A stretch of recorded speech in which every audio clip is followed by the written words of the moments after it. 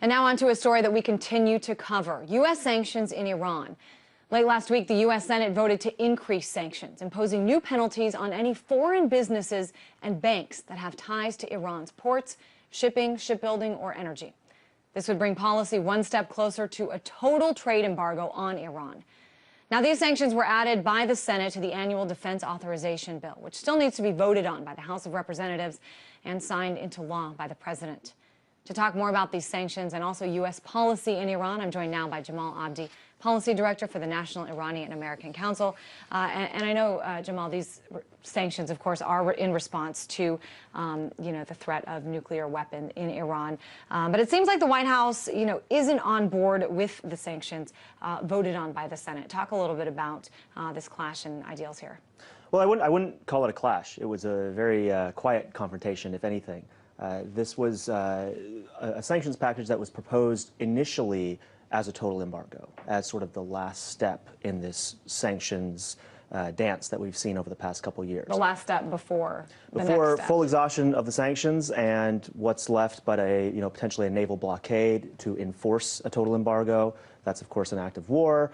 There's also talk of, this spring or summer being Israel's, last point before they actually go in and strike. The so-called red line. The so-called red line. We've heard the red line articulated many times in the past, but, there's indications that this is the most serious of the red lines that have been drawn. But the point is that the supporters of the sanctions have articulated this as being sort of a race to the end with Iran, that we need to escalate our sanctions towards a full embargo before they can race to become quote-unquote nuclear capable, which is a very unclear term.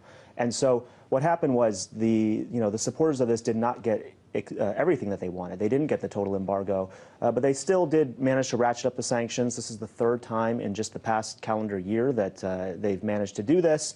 And the White House is understandably frustrated by this because we are now in a period where we are supposedly going to enter negotiations and where, the U.S. election cycle has ended.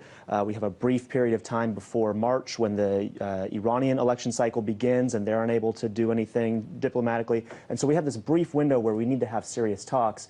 And there's a sense that Congress is interfering and sort of undermining the president's flexibility by passing yet another round of sanctions that are potentially going to, upset some of the United States' allies in this process. Yeah, and that's what I wanted to talk to you about, because this is not a direct action on Iran. This is a direct action on anyone who does business with Iran. So obviously, in the long run, who does that hurt the most? It hurts Iran. But what about some of these other countries who would be penalized for doing business with Iran? I mean, what are you hearing is their reaction?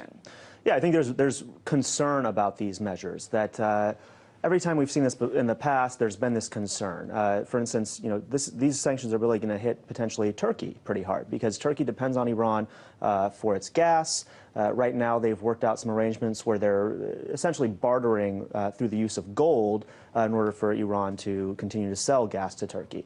If this gets cut off, it's unclear what Turkey can do. And so I think my sense is that what the administration would like is for more waivers in these sanctions to give them, at the very least, some flexibility with our allies to say, we are actually partners in this. We're not, we're not going into a, economic war with you. Well, an example right now of a waiver, I think, is, China obviously does business with Iran, and the U.S. has not, imposed major penalties on China for that. Right, exactly. And those were built in because the administration did sort of take on Congress last December with central bank sanctions and managed to win some very short-term temporary waivers that they can enforce sort of at their discretion. The real issue, the fundamental issue here, though, is that the administration doesn't have a waiver to use at the table with Iran, per se. There's a lack of clarity about what Iran would have to do in order to get the U.S. to be able to lift these sanctions or suspend them. And so there's a lack of confidence, I think, every time these sanctions get passed, that the sanctions are actually going to be used as leverage rather than just a sort of a step-by-step incremental approach towards a confrontation.